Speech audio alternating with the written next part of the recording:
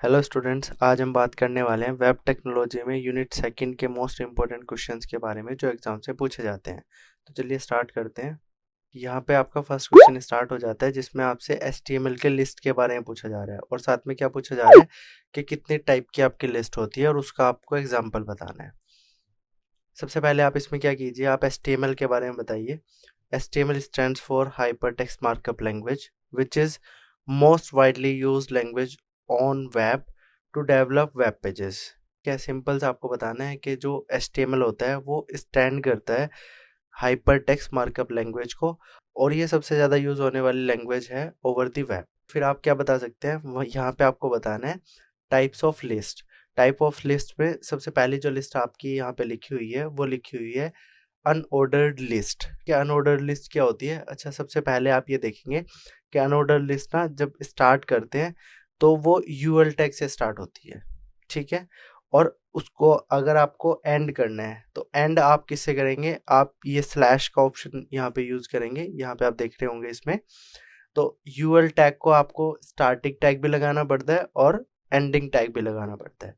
फिर आप देखेंगे यहाँ पर आपको एक टैग देखने को मिलता है एल जो यूज होता है आपका लिस्ट के लिए। अभी आप यहाँ पर एक चीज देख रहे होंगे, एल टैग के अंदर आपको 3 प्रॉपर्टीज देखने को मिल रही हैं, फिल अराउंड, सर्कल और स्क्वायर। ठीक है, ये कुछ प्रॉपर्टीज होती है। जैसे आपका आउटपुट फॉर एग्जांपल आपका आता है फिल अराउंड, तो आपको एक डॉट मिलेगा, जैसा मैंने यहाँ पे ये एक डॉट बनाया है, ऐसा डॉट आपको देखने को मिलेगा। और इस डॉट के अंदर मतलब जो सर्कल होगा वो फिल्डेड रहेगा। अब अगर एक सर्कल आप ऐसा बनाते हैं लाइक इस टाइप का, तो ये क्या होता है, इसमें आपके अंदर फिल्डेड नहीं होता है ना। तो अगर आपको इस टाइप का सर्कल चाहिए या फिर आपको स्क्वायर चाहिए, आपकी जो लिस्ट स्टार्ट हो उससे पहले स्क्वायर बन के आए, तो आप कौन से वाला टाइप यूज करेंगे? आप एल का स्क्वायर वाला टैग यूज करेंगे, ठीक है। अब आप देखिए यहाँ पर एल टैग को आप ओपन तो कर देते हैं, मतलब जैसे आप यहाँ पे देख रहे होंगे, देखो यहाँ पर आपको जो यूएल टैग है वो स्टार्ट भी करना पड़ता है और एंड भी करना पड़ता है, बट एल टैग में ये नहीं है। एल टैग को अगर आपने स्टार्ट कर दिया है तो यहाँ पर लिखा हुआ है कि नेसेसरी नहीं है कि आपको इसको क्लोज भी करना है। अब यहाँ पे आप एक एग्जांपल देखिए, यहाँ पे यूएल टाइप में लिखा है फिल्ड अराउंड, और फिर क्या लिखा है, एक लिस्ट बनाई है। पहला आपने क्या डाला हुआ है, लिखा हुआ है कंप्यूटर साइंस, फिर लिखा है इंफॉर्मेशन टेक्नोलॉजी, फिर आपने लिखा है एमसीए, फिर लिखा है इलेक्ट्रॉनिक्स, फिर लिखा है मैकेनिकल, फिर लिखा है सिविल। आपने ऐसे सब कुछ लिखा हुआ है। अब आप अगर इसका आउटपुट देखेंगे तो आउटपुट में देखो यहाँ पे मैंने क्या यूज किया था, फिल अराउंड। तो फिल अराउंड मैंने जब यहाँ पे यूज किया तो आपके सबके सामने जो सर्कल बन के आ रहा है वो फिल्डेड सर्कल है। उसके बाद आपकी सेकंड लिस्ट होती है जिस लिस्ट को आप बोलते हैं ऑर्डर्ड लिस्ट। अच्छा, ऑर्डर्ड लिस्ट पे क्या क्या होता है? पहला ये स्टार्टिंग टैग है और ये वाला आपका एंडिंग टैग है। ये आपने यूएल टैग में भी देखा था, यहाँ पे भी सेम है। आप ओएल टैग को अगर स्टार्ट करेंगे तो आप ओएल टैग का एंड भी करेंगे। सेकंड, यहाँ पर भी जो आप लिस्ट बनाएंगे वो जो लिस्ट आपकी होगी वो एल आई टैग से स्टार्ट होगी। अच्छा, एल आई टैग को स्टार्ट कर देते तो एंड करना है या नहीं करना है, ये नेसेसरी कंडीशन नहीं है। यहाँ पे आपके थर्ड पार्ट में क्या आता है, ओएल। ओएल के ना एक तो टाइप होते हैं, जैसे मैंने अभी आपको टाइप बताया था। पहला जो टाइप था अनऑर्डर लिस्ट में वो क्या था, फिल्ड अराउंड। ठीक है, यहाँ पर भी कुछ टाइप होते हैं, जैसे आपको जो नंबरिंग स्टार्ट करनी है, क्योंकि ये ऑर्डर्ड लिस्ट है। ऑर्डर्ड लिस्ट में क्या देखने को मिलेगा आपको, या तो नंबर्स मिलेंगे 1, या फिर आपको अल्फ़ाबेट्स मिलेंगे, या फिर आपको कैपिटल लेटर्स देखने को मिलेंगे। तो आपको ऐसे कुछ लिस्ट अगर बनानी है जिसमें आपको ऑर्डर्ड से कुछ लगाना है, नंबर वाइज या फिर आपको अल्फ़ाबेट वाइज, तो आप किसका यूज़ करेंगे, आप ऑर्डर लिस्ट का यूज़ करेंगे और उसके अंदर भी एक टाइप डालेंगे। लाइक अगर आपको नंबर यूज़ करना है तो आप 1 लिख देंगे, आपको आप अल्फ़ाबेट यूज़ करना है तो आप कैपिटल ए या स्मॉल ए लिख देंगे। तो ये सारे इसके टाइप्स होते हैं। अच्छा, साथ में आपको क्या करना पड़ता है, अगर आपको कोई भी सीक्वेंस आपको स्टार्ट करना है, लाइक आपको 1 से स्टार्ट ना करके आपको 3 या फिर 5 से स्टार्ट करना है, तो आप डायरेक्टली उसके अंदर यहाँ पे देखिए, मैंने यहाँ पर एग्जांपल में क्या लिखा हुआ है, मैंने स्टार्ट में वैल्यू दी है 3। तो मतलब जो मेरा आउटपुट होगा उसका जो स्टार्टिंग जो नंबर होगा वो क्या होगा, 3 होगा। यहाँ पे आप नीचे देख भी सकते हैं, मैंने आउटपुट में लिखा हुआ है 3 लिखा हुआ है। उसके बाद मैंने क्या लिखा हुआ है, 4 और फिर 5 और फिर 6। कहने का मतलब क्या है, मैंने स्टार्ट किया था इसको है ना। स्टार्ट किससे किया था, मैंने 3 से स्टार्ट किया था और यहाँ पर जो मेरा आउटपुट आ रहा है वो भी 3 से आ रहा है। थर्ड पे आती है आपकी डेफिनेशन लिस्ट। डेफिनेशन लिस्ट में होता क्या है, देखो यहाँ पर आपको स्टार्टिंग टैग और एंडिंग टैग देखने को मिल रहा है। उसके बाद आपको यहाँ पर जो डेफिनेशन लिस्ट है उसके 2 पार्ट आपको देखने को मिल रहा है। पहला dt जिसको आप बोलते हैं डेफिनेशन टर्म, और फिर सेकंड आपको मिल रहा है dd डेफिनेशन डिस्क्रिप्शन। अच्छा, ये बनाई कैसे जाती है, देखो एग्जांपल में आप देखो, सबसे पहले मैंने dl लिखा, इससे पता क्या चला कि मेरी डेफिनेशन लिस्ट स्टार्ट होने वाली है। फिर आपने लिखा dt मतलब डेफिनेशन टर्म, उसके अंदर आपने लिखा dbms। अच्छा, उसके बाद आपने क्या लिख दिया है, डेफिनेशन डिस्क्रिप्शन। अब आपने डेफिनेशन डिस्क्रिप्शन लिखा है, इसका मतलब क्या है कि सबसे ऊपर सबसे पहले आपके पास क्या आएगा लिखा हुआ dbms, क्योंकि आपने dt के अंदर डिस्क्राइब किया है dbms। तो उसके बाद आपने dd के अंदर क्या डिस्क्राइब करा है, आपने करा है डेटाबेस मैनेजमेंट सिस्टम। तो यहाँ पर आपको ये चीज़ें देखने को मिल रही हैं।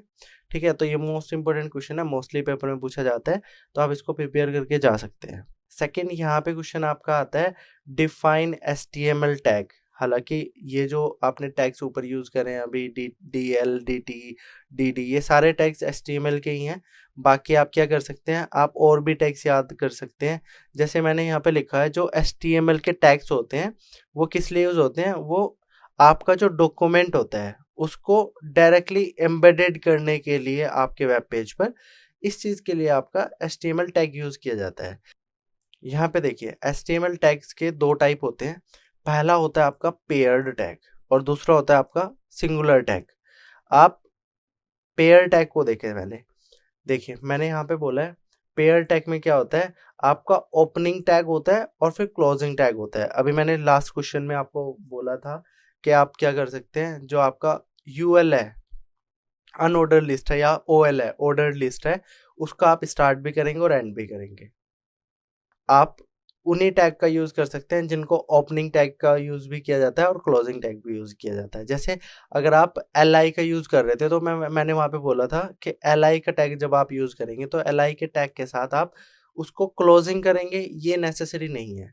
अच्छा, ऐसी जो टैग्स होती हैं जो नेसेसरी नहीं होती हैं, जिनका एंडिंग टैग यूज नहीं किया जाता है, वो क्या होती है आपकी मोस्टली सिंगुलर टैग होती है। सिंगुलर टैग जो आपका होता है वो स्टैंड अलोन टैग होता है, इनके पास कोई भी क्लोजिंग टैग नहीं होता है। अगर आप इसका एग्जांपल देखना चाहते हैं तो BR ब्रेक, अगर आप ब्रेक लाइन को ब्रेक करना चाहते हैं तो आप BR का यूज कर सकते हैं। साथ में मैंने यहाँ पे और भी अदर टैग्स मैंने यहाँ पे यूज करे हुए हैं, अगर आप उन्हें पढ़ना चाहते हैं तो आप पढ़ सकते हैं। जैसे टाइटल, अगर आप टाइटल की बात करें तो आपने एक चीज देखा होगा, जो आपका ब्राउजर विंडो होता है उसका जो टाइटल बार होता है वहां पर आपका ये जो टाइटल में आप लिख देते हैं, जैसे यहाँ पे लिखा है क्वांटम पेज, तो आपको ये ओपनली वहां पे लिखा हुआ मिलेगा क्वांटम पेज। ठीक है, ऐसे आप यहाँ पे फुटर का यूज कर सकते हैं। इससे अलग आप पैराग्राफ ब्रेक का यूज कर सकते हैं। जैसे आप पैराग्राफ के लिए P टैग का यूज करते हैं और उसको ओपनिंग भी करते हैं और उसका क्लोजिंग टैग भी यूज करते हैं। यहाँ पर आप पैराग्राफ टैग भी यूज कर सकते हैं, लाइन ब्रेक का यूज BR का यूज कर सकते हैं, div का यूज कर सकते हैं। आप बहुत सारे और भी कमांड्स देख सकते हैं, एक बार आप इन्हें भी पढ़ के चले जाएंगे। थर्ड क्वेश्चन पे चलते हैं। थर्ड क्वेश्चन में लिखा है explain frame in HTML with example. अच्छा, फ्रेम क्या होता है, देखिए ये आपके फॉर एग्जांपल यहाँ पर आपकी ये पूरा स्क्रीन है ना, लैपटॉप की ये स्क्रीन है आपकी, और इसे आप क्या मान लें कि ब्राउजर की स्क्रीन है, मतलब आपने एक ब्राउजर ओपन करा हुआ है। अब आप क्या करना चाहते हैं, उसके मल्टीपल सेक्टर्स करना चाहते हैं। मल्टीपल सेक्टर्स के से क्या मतलब होता है, देखिए फॉर एग्जांपल ये आपकी स्क्रीन है और इस स्क्रीन को आप काफी सारे पार्ट्स में डिवाइड करते हैं। लाइक मैं यहाँ पे 3 पार्ट्स में इसको डिवाइड कर रहा हूँ। तो यहाँ पे देखिए ये आपका एक अलग फ्रेम बन गया, ये आपका अलग फ्रेम बन गया, ये आपका अलग फ्रेम बन गया, मतलब 3 फ्रेम आपके यहाँ पे बन चुके हैं। अब आप इसको रो वाइज भी कन्वर्ट कर सकते हैं, आप इन्हें ऐसे भी ब्रेक कर सकते हैं। लाइक मैं दोबारा डायग्राम बना देता हूँ, देखिए आप स्क्रीन को ऐसे भी कट कर सकते हैं, है ना। इस टाइप से भी आप 3 विंडोज आप यूज कर सकते हैं। लाइक यहाँ पर आप PDF देख रहे हैं और नीचे वाले में आप क्या कर रहे हो, यहाँ पे आपने फॉर एग्जांपल यहाँ पे आपने डाउनलोडिंग लगाई हुई है। ठीक है, यहाँ पे आपने डाउनलोडिंग लगाई हुई है और नीचे वाले में आपने क्या किया हुआ है, नीचे वाले में आप कोई वीडियो देख रहे हो। यहाँ पर आप वीडियो देख रहे हो, अपने स्क्रीन को फ्रेम का यूज करके डिफरेंट सेक्टर्स में, डिफरेंट सेक्शंस में आप क्या कर सकते हैं, इसे डिवाइड कर सकते हैं। अच्छा, आप ऐसे भी कर सकते हैं, रो वाइज भी कर सकते हैं और कॉलम वाइज भी कर सकते हैं। जैसे देखिए, अगर आप चाहते हैं, आप अपनी स्क्रीन को ऐसे डिवाइड करना चाहते हैं, तो आप अपनी स्क्रीन को ऐसे डिवाइड कर सकते हैं। देखिए यहाँ पर ये अलग एक फ्रेम है, ये अलग एक फ्रेम है, ये अलग एक फ्रेम है। तो आप रो वाइज भी अपनी स्क्रीन को कन्वर्ट कर सकते हैं फ्रेम में, और आप कॉलम वाइज भी इसको चेंज कर सकते हैं। अच्छा, अगर आपको अपनी स्क्रीन को फ्रेम में कन्वर्ट करना है, तो आपको फ्रेम टैग का यूज करना पड़ेगा, साथ में ओपनिंग टैग का यूज भी करना पड़ेगा, और इसको आपको क्लोजिंग टैग का यूज भी करना पड़ता है। आप रो वाइज भी इसको कन्वर्ट कर सकते हैं, कॉलम वाइज भी कन्वर्ट कर सकते हैं। आपको अगर इन डेप्थ पढ़ना है, तो आप इनको, जो पॉइंट्स मैंने यहाँ पे लिखा हुआ है, ये पॉइंट्स आप इन डेप्थ पढ़ सकते हैं। What roles do form play in making web page dynamic? कहने का क्या मतलब होता है, देखो आपने बहुत सारी चीज़ें देखी होंगी जब आप वेब पेज यूज़ करते हैं, या फिर आप वेब ब्राउज़र में कोई पेज को यूज़ करते हैं, तो वहाँ पे एडवर्टाइजमेंट आते रहते हैं, है ना। एडवर्टाइजमेंट भी कैसे आते हैं, एक छोटी सी स्क्रीन खुल के आती है, उसे मतलब फ्रेम में आप सेट करके वो लोग क्या करते हैं, उसको एडवर्टाइज करते हैं। मतलब कोई भी जो भी प्रोडक्ट होता है, या फिर कोई भी चीज़ आपको सेल करनी है, तो उसका आप क्या कर सकते हैं, ऐड कर सकते हैं। कहाँ पे, वेब पेज पे। आपको मोस्टली वेबसाइट्स देखने को मिलेगी जहाँ पे आपको क्या मिलेगा, ऐड देखने को मिलता है। तो यहाँ पर एक इम्पोर्टेंट रोल प्ले करता है आपका जो वेब होता है। तो आप इन सारे पॉइंट्स को पढ़ के जा सकते हैं। यहाँ पे कुछ रोल्स लिखे हुए हैं, तो आप इन दोनों रोल्स को पढ़ के जाएंगे, क्या रोल प्ले करता है ये web page, dynamic web page को बनाने के लिए। ठीक है, अब आपका थर्ड क्वेश्चन आता है, व्हाट इज CSS। अच्छा, ये मोस्ट इंपोर्टेंट क्वेश्चन है आपके लिए। ठीक है, आप इसको याद रखेंगे, क्योंकि ये मोस्टली टाइम पेपर में पूछा जाता है। इसीलिए मैं कुछ पॉइंट्स आपको पहले ही बता देता हूँ कि क्या इंपॉर्टेंट है। What is CSS, what are different ways to create them, and explain with example. CSS stands for cascading style sheets. कहने का क्या मतलब हुआ कि आपका जो CSS होता है वो कास्केडिंग स्टाइल शीट्स के लिए स्टैंड करता है।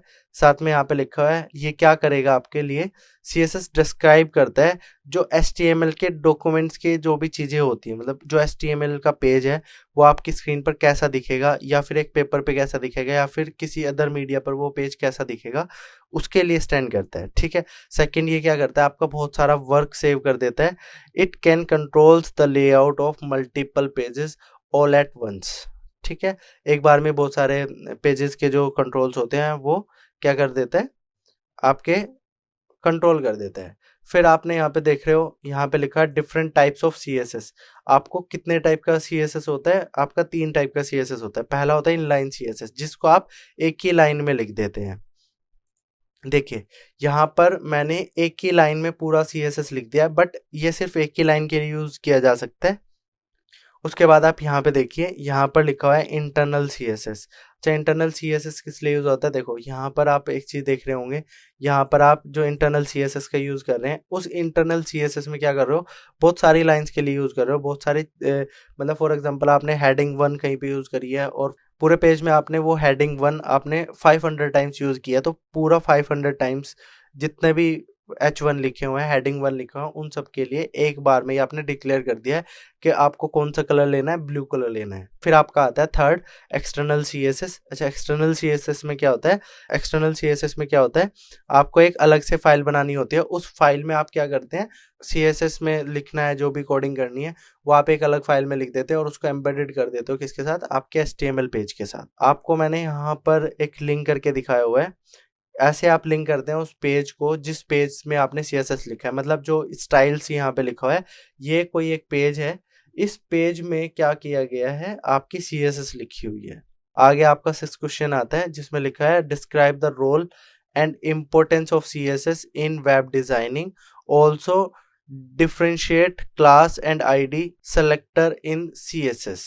ठीक है, यहाँ पे आप सेलेक्टर लिख लेना, यहाँ पे सेलेक्टर लिखा हुआ नहीं है। ठीक है, ये सेलेक्टर है पूरा यहाँ पे। आगे यहाँ पे आप देखिए, यहाँ पे लिखा है role of CSS। First role क्या होता है CSS का, overall look of your web page और वेबसाइट। मतलब आपका जितना भी पेज का या फिर वेबसाइट का जो भी आपका लुक आ रहा है, वो कौन देखेगा, CSS देखेगा। सेकंड, यहाँ पे लिखा है पोजीशन और reposition the component of web page. आपने एक चीज देखा होगा, आप स्क्रीन को छोटा बड़ा कर देते तब भी क्या होता है, आपकी स्क्रीन एडजस्टेबल रहती है। तो ये काम भी कौन करता है, CSS करता है। थर्ड में लिखा है अल्टर और control the every aspect of layout. आप किसी भी लेआउट का यूज करने लग जाएं, आप अपनी स्क्रीन को मोबाइल की स्क्रीन में चेंज कर दें या फिर आप अपने लैपटॉप की स्क्रीन पर चलाएं, आपका लेआउट वैसे ही कन्वर्ट हो जाता है। ये भी जो रोल प्ले करता है वो कौन करता है, CSS करता है। तो CSS के कुछ इंपॉर्टेंस भी होता है। फर्स्ट इंपॉर्टेंस आपका ये है कि क्या करता है, quick loading of the web pages, जल्दी आपका जो वेब पेज होता है वो लोड हो जाता है। सेकंड, ये सेविंग ब्रांडविड्थ करता है। थर्ड, ये कस्टमराइजेशन का काम करता है वेब पेजेस के लिए। और थर्ड, ये क्या करता है, कंसिस्टेंसी को बनाए रखता है, कंप्लीट कंसिस्टेंसी जो होती है वो वेब पेज की, वो ये प्रोवाइड करता है। अच्छा, आईडी और क्लास सेलेक्टर में क्या डिफरेंस होता है, जो आपका क्लास सेलेक्टर होता है वो एक से ज़्यादा जो एलिमेंट्स होते हैं उन पर काम करता है, और जो आईडी सेलेक्टर होता है वो आपके सिर्फ एक ही एलिमेंट पे काम करता है। अच्छा, जो आप क्लास सेलेक्टर यूज़ करते हैं तो उसमें आप डॉट का यूज़ करते हैं, मैंने यहाँ पे बना के दिखाया है। आप डॉट लगा के उसका नाम स्पेसिफाइड कर देंगे तो क्या होगा, वो क्लास सेलेक्टर बन जाएगा। अगर आपको आईडी सेलेक्टर बनाना होगा तो आप हैश का यूज़ करेंगे तो आपका आईडी सेलेक्टर बन जाएगा। अच्छा, सिंटेक्स मैंने यहाँ पे लिख दिया, आप दोनों के ही सिंटेक्स देख के जा सकते हैं। आगे मैंने क्वेश्चन लिखा है, explain the role of DTD in XML और also describe its type with an example. अच्छा, ये क्वेश्चन ऐसे भी लिखा आ सकता है, discuss various type of DTD document type definition in XML, which type of DTD is preferable and why. और क्वेश्चन ऐसे भी आ सकता है, what is DTD, explain various type of DTDs। फिर आपको यहाँ पर आपको बताना पड़ेगा कि सबसे पहले तो आप यही बता सकते हैं, डॉक्यूमेंट टाइप डेफिनेशन और DTD defines the basic building blocks of an XML documents. अच्छा, ये दो तरह का होता है, पहला आपका इंटरनल DTD और सेकंड आपका जो आप डिक्लेरेशन कर सकते हैं वो एक्सटर्नल DTD। आप इन दोनों के बारे में पढ़ के जाएंगे। देखिए, आप एक बार यहाँ से देख लीजिए, अगर आपको ये नहीं दिख रहा था इसलिए मैंने ये थोड़ा ऊपर कर दिया। आप देखेंगे तो लिखा हुआ है, external DTD is preferable because they can use in more than one document, so it is easy to change in one external DTD rather than the changing the all internal DTD files. यहाँ पे बोला गया है external को ज़्यादा preference दी जाती है, क्योंकि क्या होता है, आप एक फाइल को चेंज कर सकते हैं इजीली। आपने इंटरनल फाइल में कोई चीज़ एम्बेडेड कर दी है तो उसमें क्या होगा, आपको पर लाइन जाके चेक करना पड़ेगा, तो ये एक्सटर्नल DTD प्रेफरेबल रहता है। नेक्स्ट क्वेश्चन में आपको देखने को मिलेगा, what is XML, discuss the significance of XML, how is XML different from HTML, explain the process of XML parsing. अच्छा, यहाँ पे आप सबसे पहले XML के बारे में बता सकते हैं।